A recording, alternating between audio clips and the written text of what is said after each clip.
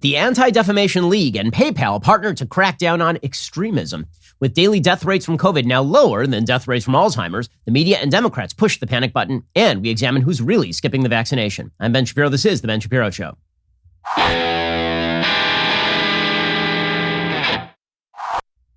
The Ben Shapiro Show is sponsored by ExpressVPN. You have a right to privacy. Defend your rights at expressvpn.com/Ben. Remember that time when the Biden administration said that inflation was transitory and then it just kept rising? And now they're saying, well, it might not be super transitory. Here's the thing, guys. You should diversify into something that is not controlled by the federal government. I'm talking, of course, about diversifying into precious metals. This is the time to declare your independence for your savings. Cut your ties to the U.S. dollar. Invest in gold and silver with my friends at Birch Gold Group. If you haven't reached out to Birch Gold to diversify part of your IRA or 401k into a precious metals IRA, do it today. Text Ben to 474747. Get a free information kit on protecting your savings with gold. I buy my gold from Birch Gold. They've got an A+ rating with the Better Business Bureau. Countless 5-star reviews, over 10,000 happy customers. Talk to them, have them help you safeguard your investments. Text Ben to 474747 to claim your free information kit and to speak with a precious metals expert on holding gold and silver in a tax-sheltered account. Again, text my name, Ben, to 474747 to get started. Protect your savings today with the folks I trust over at Birch Gold. Text my name, Ben, to 474747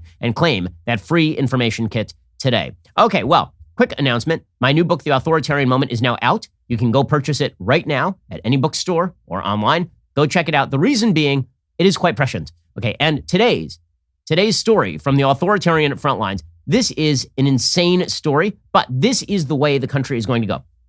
Neutral service providers. These are places that just used to provide you services. This is how you think of most of the businesses with which you engage in everyday life. Your insurance company is a neutral service provider. It is supposed to provide you service regardless of race, religion, or creed. Your supermarket, a neutral service provider. And your credit card company is also supposed to be a neutral service provider. Well, certainly PayPal, which is a payment service, right? You use PayPal to pay your bills. That's supposed to be a neutral service provider. But one of the things that we have seen from an increasingly authoritarian left is the attempt to use all of these neutral service providers as bottlenecks that restrict your ability to speak freely, as ways to crack down on the undesirables in the opinion community. We've seen this before. We've seen credit card companies, for example, say that you're not allowed to use their credit cards in order to purchase guns. Right? This has become a major issue in the United States. You've also seen places like Amazon Web Services deplatform Parler. Amazon Web Services is a neutral service provider. In the aftermath of January 6th, you saw Amazon Web Services, at the behest of Democrats, crack down on Parler and kick it off its platform. It was removed from Google. It was removed from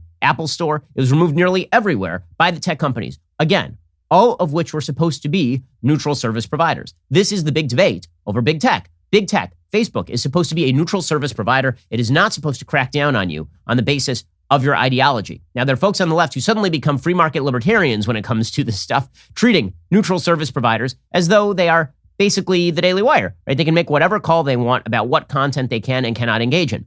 And technically, that's true. These are not government agencies. But when you have neutral service providers that overtly decide that they're going to crack down on particular points of view, this is very bad for the country. And we are allowed to point out that this is very bad for the country, especially because we do have anti-discrimination law in this country. It applies to race.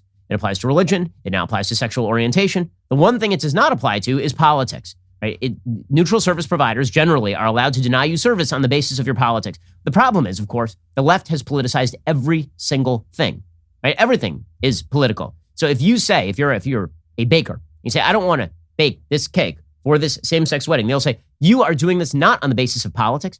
You're doing this not on the basis of worldview. You're doing this on the basis of animus.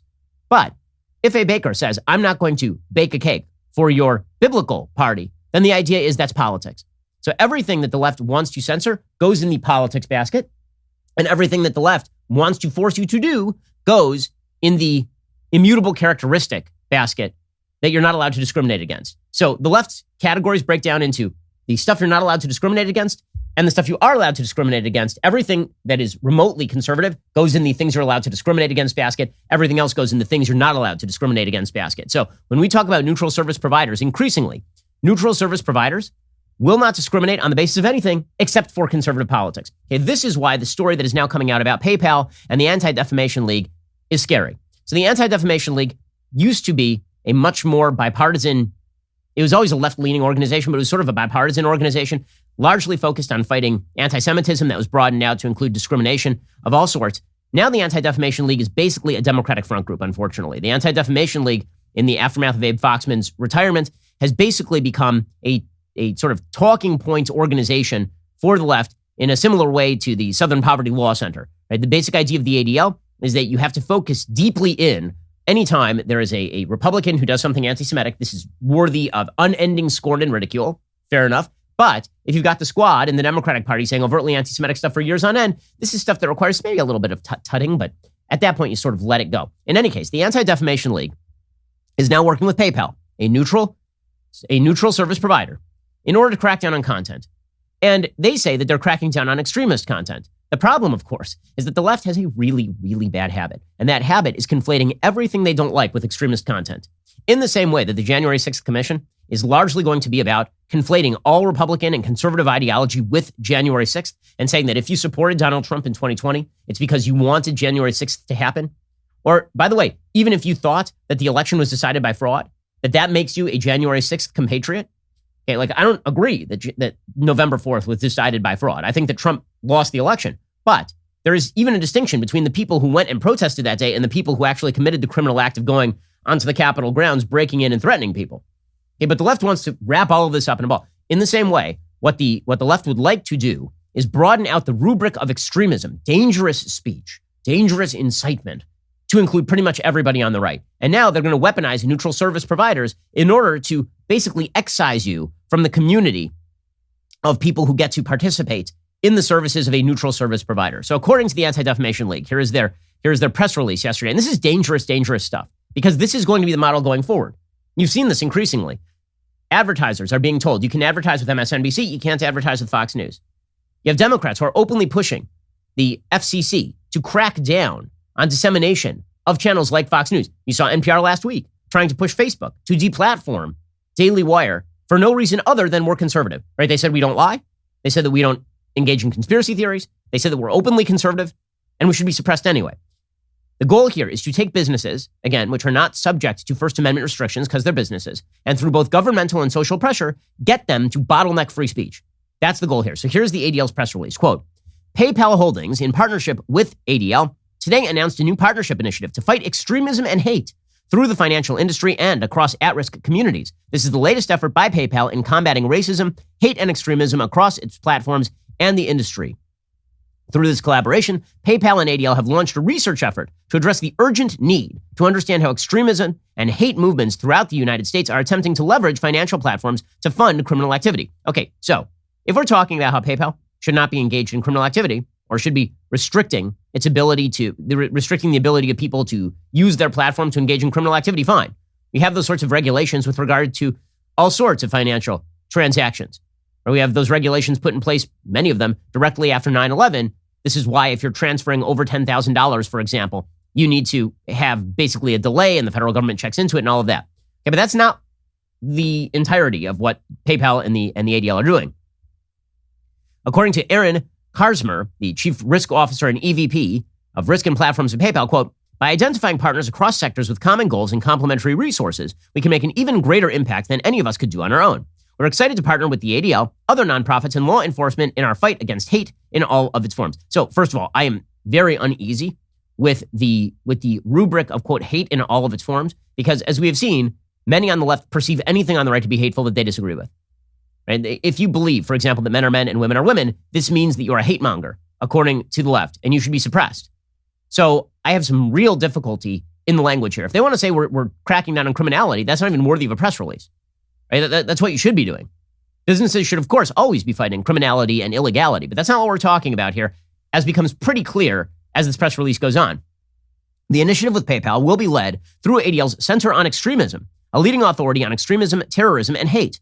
PayPal and ADL will focus on uncovering and disrupting the financial pipelines that support extremist and hate movements. In addition to extremist and anti-government organizations, the initiative will focus, here we go, the initiative will focus on actors and networks spreading and profiting from all forms of hate and bigotry against any community. Now we're getting kind of broad, aren't we?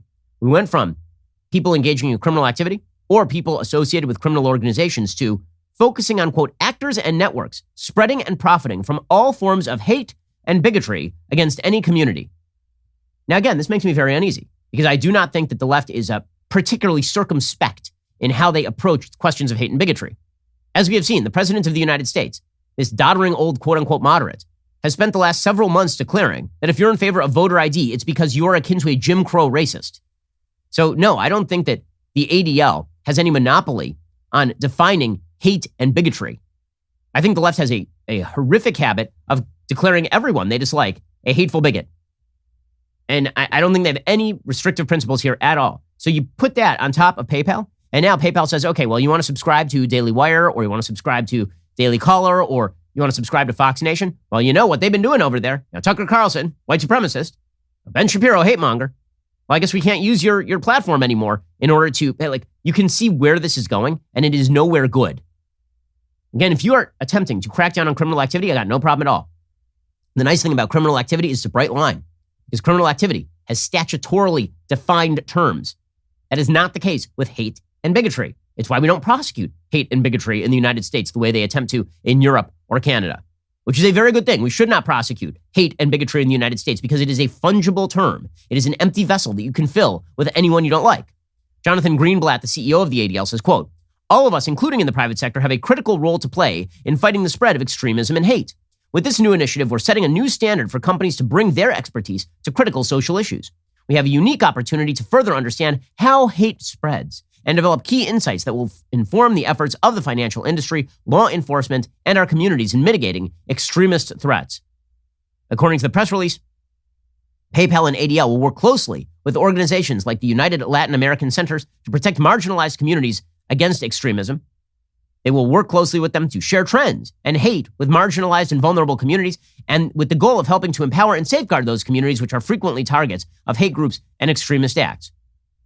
So you can see how this is going to bleed from, here's a group that participates in criminal activity, we should crack down on that, to here are the kinds of people that members of this group might like to watch. And let's stop them. And you can no longer patronize those sites. The militarization of neutral service providers in order to avoid the strictures of the First Amendment is a deep and abiding problem in American life. There are only two possible remedies. One is actual regulation that adds discrimination on the basis of politics to anti-discrimination law, which is, I think, the way a lot of states are going to go. Now that we've created a whole rubric of anti-discrimination law, much of which is in violation of basic First Amendment principles, by the way, right? You can be against discrimination and also recognize that anti-discrimination law really, really impedes on freedom of association as well as freedom of speech. Right? Both things can be true at once. That racism is terrible, and also in the United States, you do have a right to say racist things. Both of those things can be true at once. In the same way that in the United States, I think pornography is terrible, and still, the Supreme Court has declared that you have the right to buy pornography if you're an adult. Right? Just because there is a quote-unquote right to do something does not mean that you always approve of the use of the right. However, if we are going to have an anti-discrimination rubric in the United States, and we are going to say it's not okay to discriminate against people on the basis of everything from identifying as a member of the opposite sex to race, like that entire broad spectrum, then the notion the only people who can be discriminated against are white conservatives seems to be a bit of a problem. You're going to see states fight back against that. That's one possibility. The other is we're just going to get two separate sets of service providers, one for conservatives and one for liberals. And listen, we here on the right, I'm happy to make money off of that. You know, because if there's going to be a right-wing PayPal, I'm happy to found it, and I'm happy to have people use it. It's fine with me. I'll make a lot of money. It is horrible for the country. As neutral spaces disappear, we have no relationship with the people who live next door to us, and that means the further polarization and split in the country, all of which I talk about in the new book, The Authoritarian Moment, but it is a deep problem. It's getting worse every single day. Alrighty, in just 1 second, we're going to talk about the new COVID cramdown, because the amount of panic that is being evidenced by the media over what's going on with the Delta variant is wildly out of proportion with the actual facts. I'm going to show you some stats that people apparently don't care about, and it's pretty alarming how insane people have gotten about this. We'll get to that in 1 second. First, there are 1,000 reasons why protecting my home matters to me. If somebody stops by or something is going on, I know that Ring will let me know, and that's great. I've got 3 little kids running around. Sometimes you're outside, and you turn around, and your 5-year-old's gone. You're like, uh-oh, where'd my 5-year-old go? Good news. Pull up the phone. Boom. I've got the Ring app. I know exactly where my 5-year-old is. He's in the other room making trouble. Ring has a special offer right now. Go to ring.com/Ben. It's the perfect way to start your Ring experience with Ring's home security system. When anyone stops by or you sense something going on outdoors around the house, you know Ring has every corner of your home covered. One of the best benefits, you install the products yourself. The whole process is hassle-free. Your whole home is protected with easy-to-install indoor and outdoor cams, and the cams work seamlessly with Ring Alarm. You see what's happening from anywhere, all in one very simple app. When my wife and I are out of town, we want to keep an eye on the kids. We pull up the Ring app, and we know exactly what is going on. It is peace of mind for both me and my wife. Protect your home anytime from anywhere with Ring Alarm. Go to ring.com/Ben for a special offer on a Ring Alarm security kit today. You can build the system that's right for your home, have it up and running in minutes. That's ring.com/Ben. Again, ring.com/Ben. Alrighty, so let's talk about the current COVID power grab. And at this point, it is an endless power grab because the stats just do not back the idea that we should be putting mandatory masking provisions in place, or that on a broad scale, we should be mandating that every single human get the vaccine. I think there are certain situations in which businesses have some fairly good reasons to mandate that their employees get the vaccine. I think that is basically restricted, in my opinion, to healthcare providers. If you're working at a hospital, you're dealing every day, every single day, with people with unique vulnerabilities, many of whom could not get the vaccine. The idea that you should not be a vector of transmission if you're going to work at the hospital, that makes some sense to me. But we're going way beyond that. So first of all, let's start with what is the situation with COVID right now? Because I'm going to show you the actual charts that apparently nobody wants to show you. It's unbelievable that nobody wants to show you these charts. Okay, so let's begin with deaths in the United States from COVID-19. Okay, so first, what is the 7-day rolling average? So this is according to the New York Times, by the way. These stats are from the New York Times. The 7-day rolling average as of yesterday of deaths in the United States from COVID-19 was 269. So let's put that by way of contrast. Every day in the United States from Alzheimer's, about 330 people die. Every day, about 1,800 people in the United States die of heart disease. At the height of the pandemic, in excess of 4,000 people were dying a day from COVID. So we are down by a factor of somewhere between 10 and 20 in terms of how many people are dying per day from COVID. Okay, that should not be an alarming stat to you. I mean, if you are alarmed by the fact that 270 people a day are dying of COVID to the point where you're talking about nationwide mask mandates, lock it all down, don't go back to work, I don't know what to tell you. You've lost the thread. I mean, you can look at this chart just graphically. You can look at the chart that I'm looking at right now. We are now at the lowest rate of death that we have been since literally the beginning of the pandemic. Right? Even in the middle of last summer when we had that bit of a lull, we weren't down to the 7-day rolling average. Okay, that's for the United States more broadly. Okay, how about some of the specific states that are now considering more lockdowns? Let's start with New York. Here is the case average from New York. Back at the height of the pandemic, in New York, you saw this around the beginning of the year, you were seeing over 15,000 cases a day diagnosed in New York State. The 7-day rolling average of cases diagnosed in New York State is now about 1,500. Okay, so they are down by, again, a factor of 10, over 10. Okay, so that is good. I mean, that's good. What's even more good is the fact that as there's an increase in cases, we have not seen a consummate increase in deaths. Okay, here is deaths from New York. The 7-day rolling average of deaths in the entire state of New York, a state of about 19 million people, the average deaths in New York, again, these are New York Times stats, 5. The 7-day rolling average, 5 deaths a day from COVID. And we're talking now about mask mandates and about state employee mandates. 5 deaths a day. 5. Okay, I can count them literally on a hand. 5. That's how many fingers I have, incredibly enough. Okay, the New York Times reports that as of July 25th, there were 9 deaths in New York from COVID. There were, you can see the chart. You can see, okay, last year at the worst of the pandemic in New York, when the thing was first starting, you were seeing 1,000 deaths a day. You are down to 5 in New York. Count them, 5 in the entire state of New York. Okay, so you saw the case rate going up, right again? You can look at the deaths. Deaths are not mirroring the case rate. We've now disconnected the case rate from the deaths, which was the point of the vaccine. We have been successful. You would think now would be a great time to declare victory. Democrats can't do it. Okay, let's take a look at Florida. So Florida is, of course, the worst state in America. Terrible, horrible. Oh my God, Florida. Oh no, horrible. Okay, so Florida is seeing a radical uptick in the number of diagnosed cases. The cases are being diagnosed largely among people who are younger and healthier because all the olds in Florida already got the vaccine. My parents are 65. They got the vaccine. Everyone they know had the vaccine. Okay, if you come to our offices, apparently I'm the only one who got the vaccine because the only people who got the vaccine are people who felt themselves to be particularly vulnerable. Now, do I think that's good logic? No, I got the vaccine. My wife got the vaccine. We're both young. We're both healthy, thank God. But here's the thing. So Florida right now is being just clubbed about the ears by me. Look at Florida. My God, look at the number of cases being diagnosed in Florida. Oh, my, the whole Ron DeSantis. Okay, the 7-day rolling average of new cases is about 10,500 in the state of Florida. Okay, which we are now approaching levels that were about what it was at the height of the pandemic, right? Which is in January. We're seeing about 15,000 new cases a day. Okay, so you are seeing a radical increase in case rate in Florida. Now, let's look at deaths in Florida. The deaths in Florida, I'm sorry, like, you're treating this as a crisis. Like, okay, so over the weekend, my kids got a cold. I have a little bit of a cold right now. Is this a public health crisis? No, because none of us are going to die from the cold. Diagnosis of a condition, if you don't die and you don't get seriously ill, is not a public health crisis. Okay, so what is the 7-day rolling average in the state of Florida? Again, according to the New York Times, the 7-day rolling average of death in the state of Florida is 39. 39. And it has not risen. It's actually been on the decline since approximately mid-April. Basically, since the vaccines started to go out. At the height of the pandemic, right, in January, you were seeing sometimes in excess of 200 deaths a day.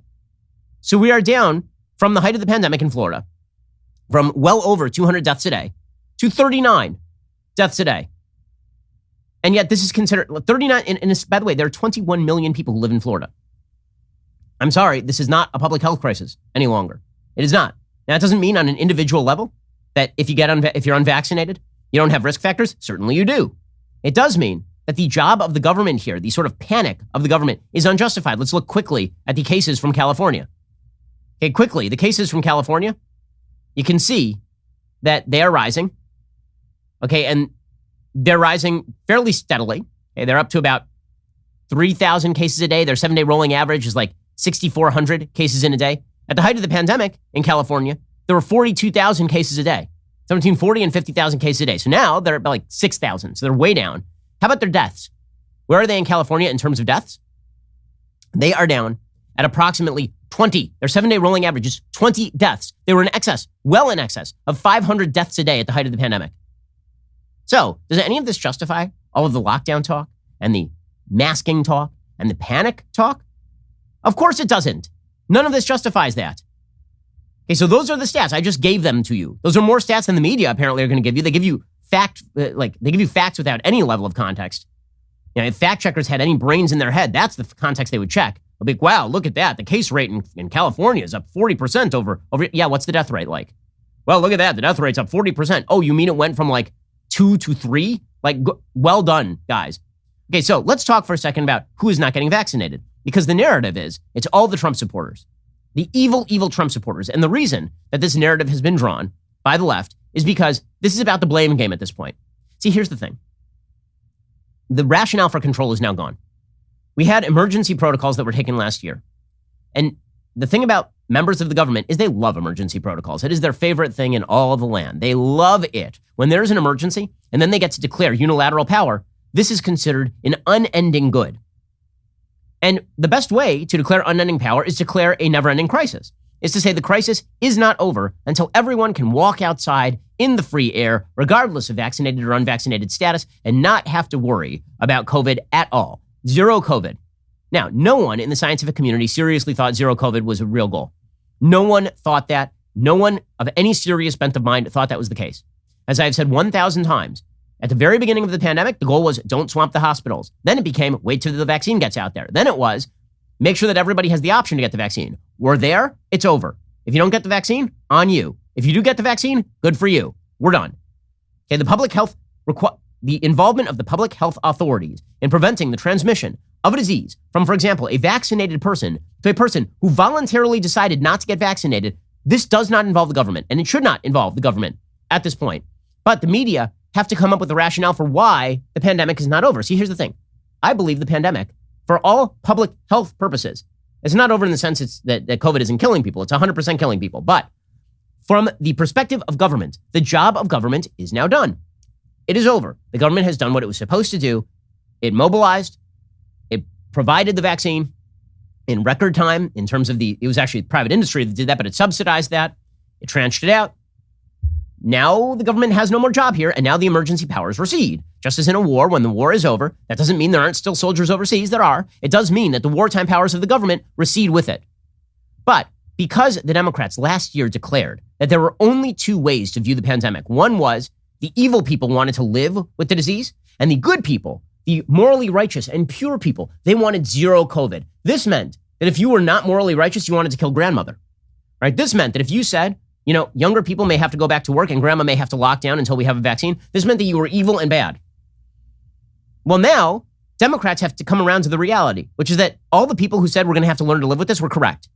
All of those people were right. Ron DeSantis was right. Sweden was right. Right? The basic idea, which is that in the future, you are going to have to protect the most vulnerable and allow everybody else to live their life. All of those people were correct. And the stats are showing that they were correct. But instead of just going back and saying, you know what? That's right. We really shouldn't go back to lockdown policies. We really shouldn't be trying to cram down on individuals, violations of their freedom in defiance of the science, by the way.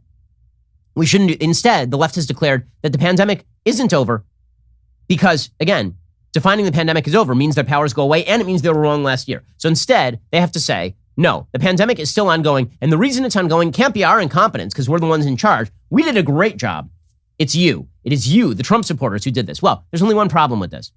The real problem with the unvaccinated in the United States is generally not Trump supporters. The real problem with the unvaccinated in the United States are people who are living in blue cities.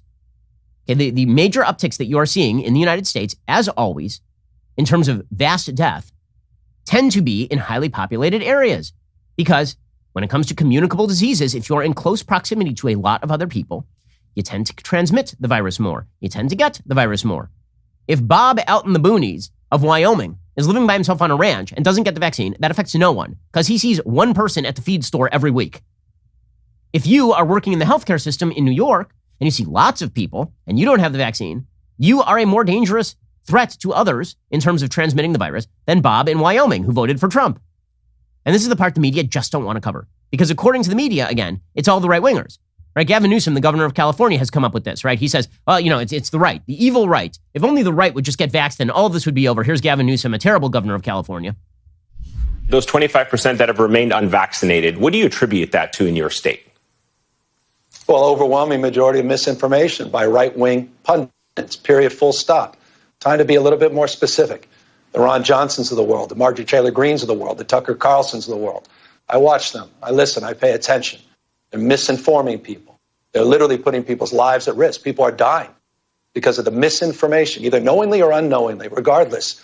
Time to call it out. Okay, so there's only one problem with this theory, right? It says that all the Trump supporters, all the Tucker Carlson watchers, by the way, Tucker has a really popular show. Like 4 million people a night, 3.5 million people a night watch that show. There are literally 40% of the population of a 330 million country aren't vaccinated at this point, right? Including tens of millions of adults. Tucker's audience is like 4 million people. So no. Also, who actually is unvaccinated? So Jim Garrity points out that the people who are largely unvaccinated in terms of the dangers that are being provided are people in big cities. Okay, Jim Garrity of National Review. Okay, for example, as of this weekend, 41% of New York City residents were not vaccinated. Probably they're all Trump supporters, right? Trump won 22% of the vote in New York City. Total. 41% of New York City residents are not vaccinated. Who do you think is providing more of a danger for transmission? Bob at the feed store in Wyoming, a totally red state, or Jill in New York City, who has a woo-woo perspective on vaccines and decided not to get vaccinated like 40% of her compatriots in New York City. In Chicago, 43% of residents are not vaccinated. Trump carried 24% of the vote in all of Cook County. In Chicago, by the way, less of the vote in Chicago proper. 43% of the residents. See, you notice that the media have completely ignored the fact that there is a vast racial gap in the amount of vaccination being done. Basically, it goes like this. Asians are getting vaccinated at a very high rate. Whites are getting vaccinated at the next highest rate. And then it goes, I believe, Hispanics and blacks and Native Americans.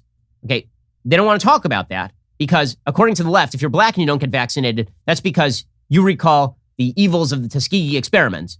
But if you're white and you're not getting vaccinated, it's because you're an evil Tucker Carlson supporter. Whatever the rationale, the people who are not getting vaccinated in the big cities are not Trump supporters, which bespeaks why people are not getting vaccinated, which we'll get to in a minute. But again, the baseline notion that the media have trotted out there in their dichotomous view of the world is that every person who's not getting vaccinated, the great evils out there, it is all because of the right-wing misinformation. Everybody who's getting vaccinated is a good little Biden voter. That's not true. Okay, it's not true. So we now have a couple of untruths. One, that this pandemic still requires massive government intervention. It does not. And two, that the people who are not getting vaccinated and must be cudgeled into getting vaccinated are people who are Trump supporters, and this means we have to stifle misinformation, et cetera, et cetera. The people who are not getting vaccinated in blue states and in big cities, all over the place, even in red states in big cities, are generally not Trump supporters. In LA County, only 30% of residents are vaccinated. Trump won 26% of the vote in 2020 of LA County. So Gavin Newsom goes on TV and he's asked, why aren't people getting vaccinated? And Gavin Newsom, that dolt, his answer is, well, it's because they're all watching Tucker. Really? Does Tucker have huge audiences in LA County that I missed? Again, I disagree with a lot of what Tucker, I don't know how many times I have to say this. I am the most pro-vaccine person on the right. Okay, I love the vaccines. I think they're a medical miracle. I think they're incredible. I got it. My wife got it. I've been utterly consistent on this. I've said this since the very beginning of the pandemic. I've been pro-vaccine since before vaccine and non-vaccine, since that was a cool topic of conversation, right? I've been very pro-vaccine for a very long time. LA County is not a hotbed of right-wing activity. Maricopa County, Arizona, which includes Phoenix, 52% of the residents are not vaccinated. Trump only won 48% of the vote there in 2020. In Harris County, Texas, which includes Houston, 48% are not vaccinated. Trump only won 43% of that county. In Philadelphia, 37% of the residents are unvaccinated. Trump won a grand total of 17.9% of the vote there in 2020. In Multnomah County, under 63% have at least one dose. So 37% are unvaccinated. Trump won 18% of that county in 2020. Now, you can go on this all day. The notion that the only people who are unvaccinated in the United States are evil Trump supporters is just a lie. And by the way, in New York, it gets even worse. According to Garrity, after 7 months, 40% of New York City educators are not vaccinated. So remember all of those teachers who were like, we can never go back to school because there's a danger to us. It's so dangerous. Man, it's dangerous. None of those teachers are bothering to get vaccinated, apparently. Only 60% have gotten vaccinated. Hey, this is from the New York City Mayor's Office, the MTA, and the Department of Corrections in New York Post. The percentage of New York City workers who have been vaccinated by their various agencies in New York. Okay, only 60% of teachers in the Department of Education have been vaccinated. Only 43% of NYPD has been vaccinated. Only 51% of the fire department in New York City has been vaccinated. Most shockingly, this is unbelievable, only 60% of New York City health and hospitals has been vaccinated, which is nuts. New York was the epicenter of this thing. You would figure that if people in the hospitals saw, freezer trucks filled with bodies stacked outside, that might get them vaccinated. Apparently not. 4 in 10 people working for New York health and hospitals have decided not to get vaccinated. In the Department of Corrections, only 42% of people are vaccinated, despite the fact that jails are hotspots. And in the MTA, only 65% of workers are vaccinated. Apparently all right-wingers. All right-wingers, right? Because it is very, very important, it is deeply important that we have this Manichaean view of exactly how vaccination works and how it does not work. Here's Gavin Newsom again, comparing the unvaccinated to drunk drivers, which is pretty crazy considering that the difference between, if you are a drunk driver, you drink, and then the externality is you hit somebody else and you kill them. If you're unvaccinated, it's actually more as though, if you're going to compare the unvaccinated to drunk drivers, which is an insulting and silly comparison, if you're going to make that comparison, it's like saying that only drunk drivers are on the road with each other, right? Because the vaccinated are protected. That's what vaccines do. Here is Gavin Newsom again doing the moral high horse routine after going to the French Laundry and enjoying himself in the middle of the pandemic. We don't even have to have that debate if we can just get everybody vaccinated that's not vaccinated, that's refusing to get vaccinated, that's living vaccine-free and impacting the rest of us. It's like drunk drivers. You don't have the right to go out and drink and drive and put everybody else at risk, including your own life at risk. California is one of the highest vaccination rates in America, but yet we're still seeing an increase because so many people, 25% in California, are refusing to get vaccinated. It's an incredible thing. So here's the real question. Why is there no trust? Right. So I'm saying that it's not, just the right-wing misinformation and the anti-vax stuff and all that. It's not just that. There's a systemic problem with institutional trust in America. The same people who are on TV yelling at you that you need to get the vaccine, you don't trust. And the reason you don't trust them is because they have been lying to you. It's amazing. All these people, they never have a moment where they look in the mirror and they're like, why isn't anyone listening to me about the vaccine? It's all everything in public life right now is Principal Skinner from The Simpsons saying, is it me? It can't be me. It's the children who are wrong. Always and forever. They're all Principal Skinner. It's the children who are wrong. Maybe it's you. Maybe it's you guys. We'll get to that in just 1 second. First, let's talk about your lack of energy. So, if you're like me, you lead a very busy life, you got a lot going on, you got kids, you're running after them all day, you need a boost of energy. It can be overwhelming to perform at your best as you age. You got a career, you got family, trying to stay in shape. Life can get stressful. You start to slow down, you're not present when you want to be. To perform at your best, physically and mentally, you can't let age beat you. This is where M-Drive can help. M-Drive is the daily supplement for driven men who don't want to slow down, who refuse to be tired every day, who want to be the best at what they do. It is packed with clinically tested ingredients that support healthy testosterone levels while helping you lose weight and stay lean. Added vitamins and nutrients reduce stress and boost your drive so you can perform at your best. Find it at Walgreens and other retailers, or visit mdrive4men.com. Get 20% off your first order with promo code BEN. They have free shipping and a 60-day money-back guarantee, so you've got nothing to lose. M-Drive is not for everyone. It is for the driven.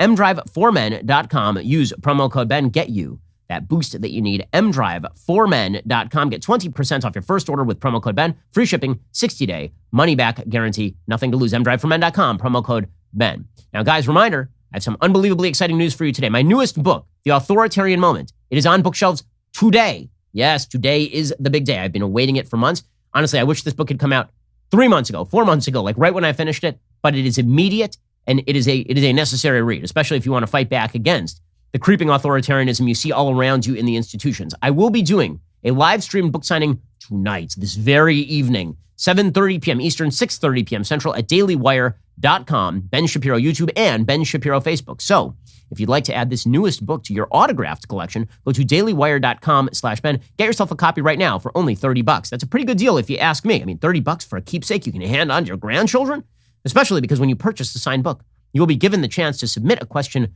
for me to answer on tonight's live signing. Here's how it works. When you purchase your signed copy, you'll be asked to type in a question at checkout. Then you can catch tonight's live signing, see if I answer your question, watch me sign your very book.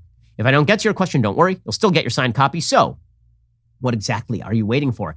Add to your collection by going to dailywire.com/Ben right now. Tune in tonight to watch. That's 7:30 p.m. Eastern, 6:30 p.m. Central over at dailywire.com, Ben Shapiro YouTube, and Ben Shapiro Facebook. And mark your calendars, because tomorrow we'll be doing an episode of Backstage with special guest Candace Owens. We'll be discussing how communism keeps trying to work its way into American society. You're not going to want to miss it. You are listening to the largest, fastest growing conservative podcast and radio show in the nation.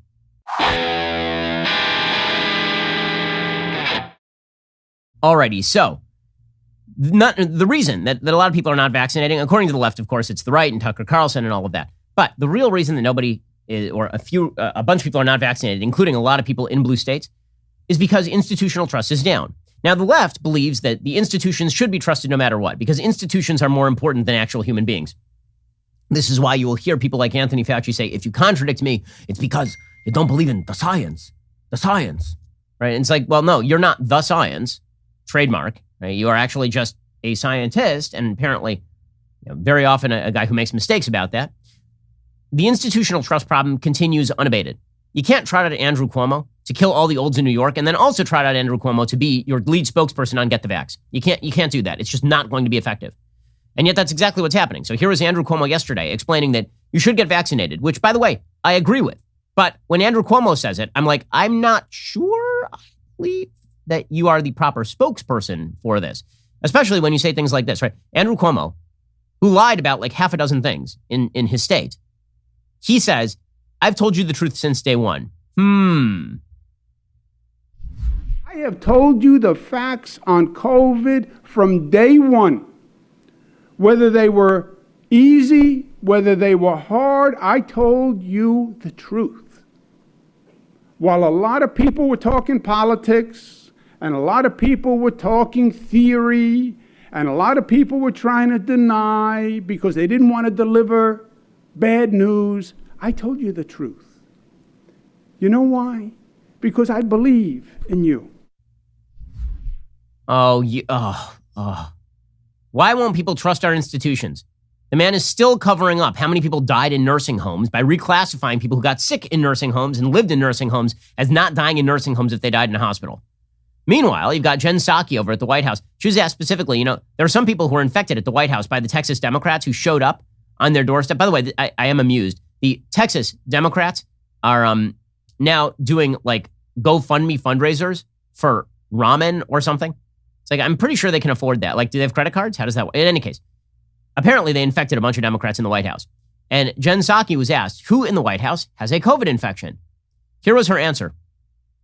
Has the White House had any additional staffers test positive for COVID-19? I think, again, our policy, just to reiterate it, which we announced last week, is that if there's an individual who has close proximity to any of the four principles as defined by the White House Medical Unit in line with CDC guidelines on what that looks like, we will then make that information available and immediately public to all of you. So that has not been the case since we announced that policy, no.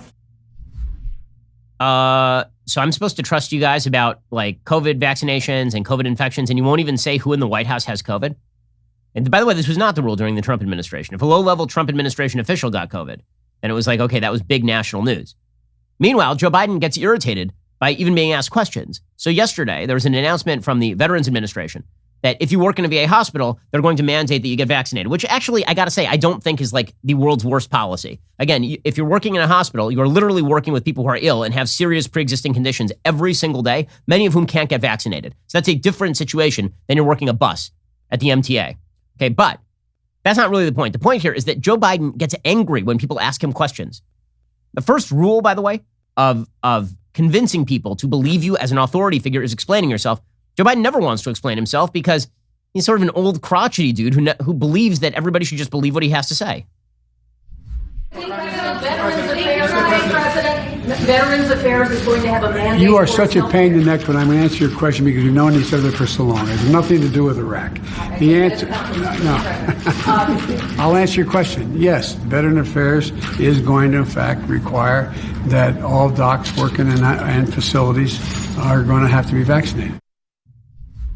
You're such a pain in the neck. You're a pain in the neck. If you ask questions to Joe Biden, you're a pain in the neck. Jen Psaki, yesterday, she suggested that we're going to continue to keep travel bans in place from various places on Earth, despite the fact that it's not working. Right? The Delta variant is already widely seeded in the United States. There is no data to suggest that preventing travel from Europe to the United States is going to cut down on the number of infections in the United States, considering that the Delta variant is running roughshod through the population that is unvaccinated. But here she is, again, proposing policies that don't make sense. Given where we are today, and I think you've seen this, and those of you who have asked, we've confirmed this with the Delta variant, we will maintain existing travel restrictions at this point for a few reasons. The more transmissible Delta variant is spreading both here and around the world. Driven by the Delta variant, cases are rising here at home, particularly among those who are unvaccinated, and appear likely to continue in the weeks ahead. Okay, maybe the reason why people don't trust any of these authority figures is because these authority figures have not earned the trust of the American people. By the way, there's a bipartisan failure here. If you don't explain your policy and you don't do it clearly and concisely, and you don't take seriously concerns, nobody is going to pay attention to you.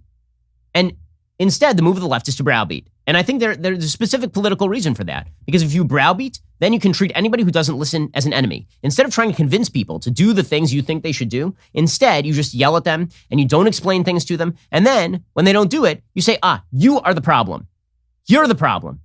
For example, last night, on CNN, you had Allison Camerata, and she was grilling the mayor of a Missouri town on why he opposed a mask mandate. Now, the reason to oppose a mask mandate at this point for the vaccinated is because the vaccinated are vaccinated.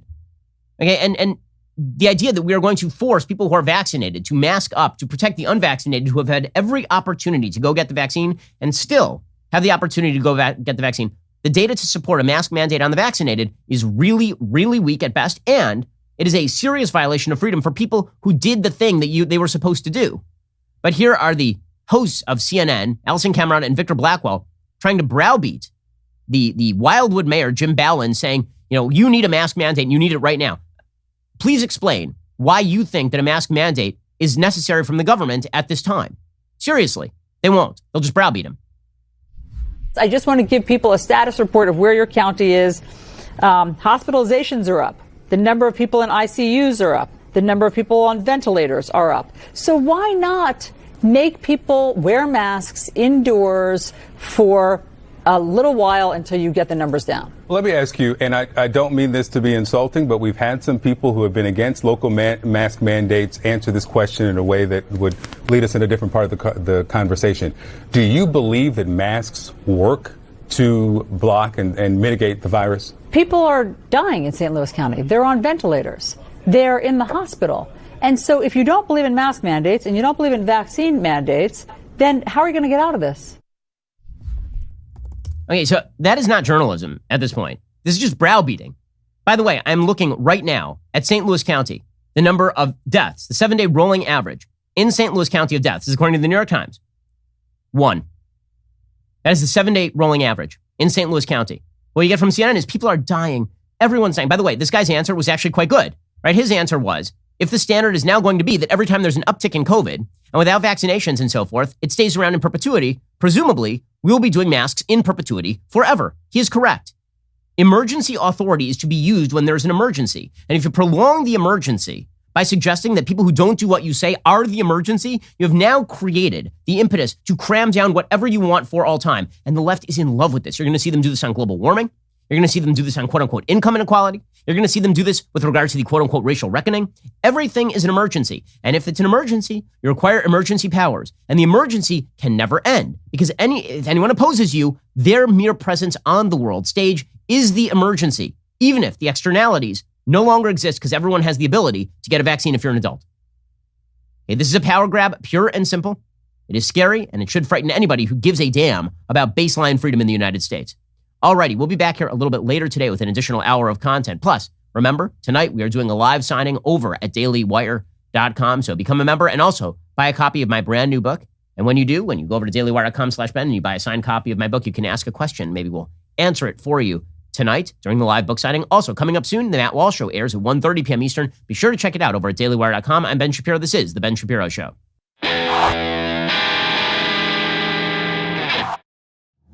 The Ben Shapiro Show is produced by Elliot Feld. Executive producer, Jeremy Boring.